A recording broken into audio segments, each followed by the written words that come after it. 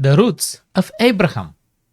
Continuing our study through the book of Genesis, we arrived to its central part, which covers Abraham and his relationship with God. This will be our focus for the next 3 weeks, and the current lesson focuses on the roots or the beginning of the story. Here are the main 3 parts that I see: Abraham's nomadic journey, Abraham's values and relationships, and Abraham and Melchizedek. Abraham is often referred to as the great example of faith, and it's not because he was supernatural, but because his story from Abram to Abraham exemplifies what it means to have faith.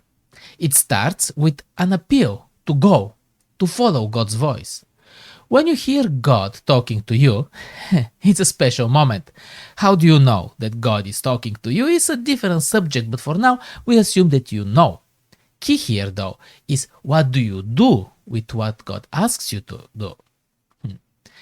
God is not in for just a quick adventure, he is in for a relationship. And since humanity broke the connection with him, he is in a mission to fix it, to give us a chance to understand, to regain trust, and to reignite a desire in us to walk with him.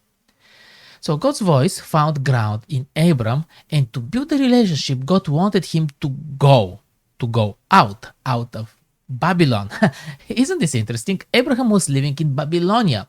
Abram needed to cut with his past, to cut with everything that was tying him to his past, even to leave part of himself and go to a new place, new land promised by God. Land that is not just for physical property, but that serves a purpose in the development of a plan for saving us all. Abram needs to live and follow to receive a blessing and become a blessing for all nations. Ultimately, this is fulfilled in Jesus Christ. I admire Abram for his willingness to engage in the journey, his readiness to live and go. But in this land where God led him, there was famine. Interestingly, it's not always prosperity. So Abram took initiative and wandered to Egypt.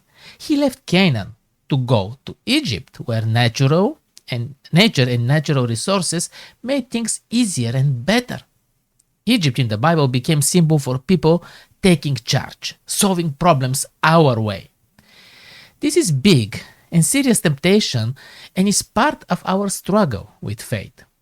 God is well aware of our weaknesses even when we don't see them or get carried away by self-confidence, and this is why we have grace.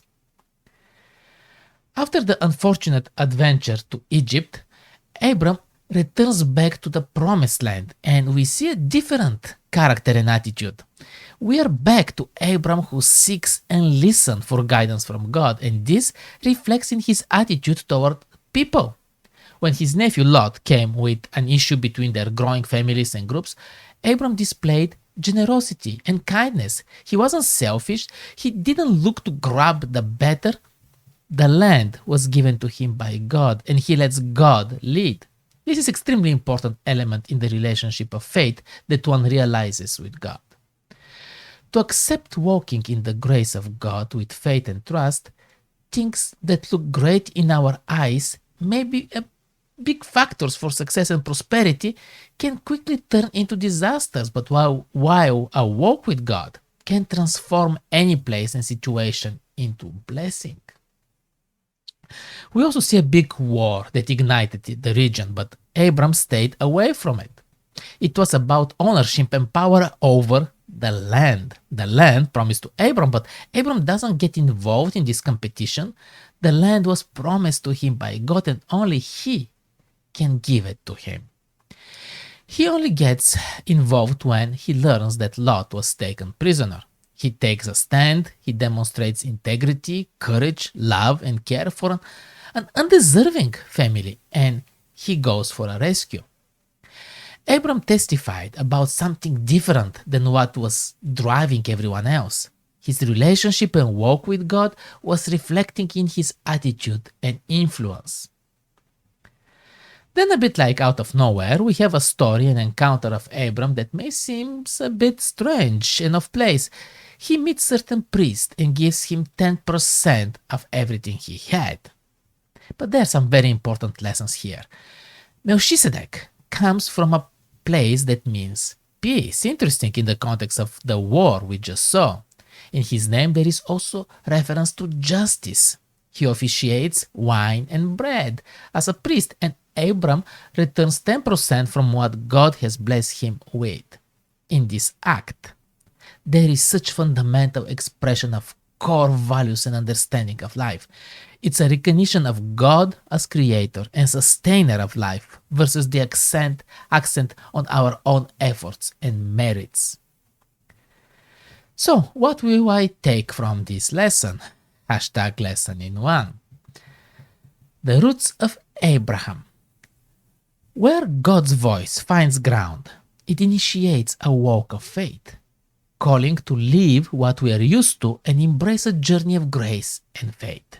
It changes our attitude toward life and people, and it testifies to the difference God makes. Next week, we will continue with the covenant with Abraham.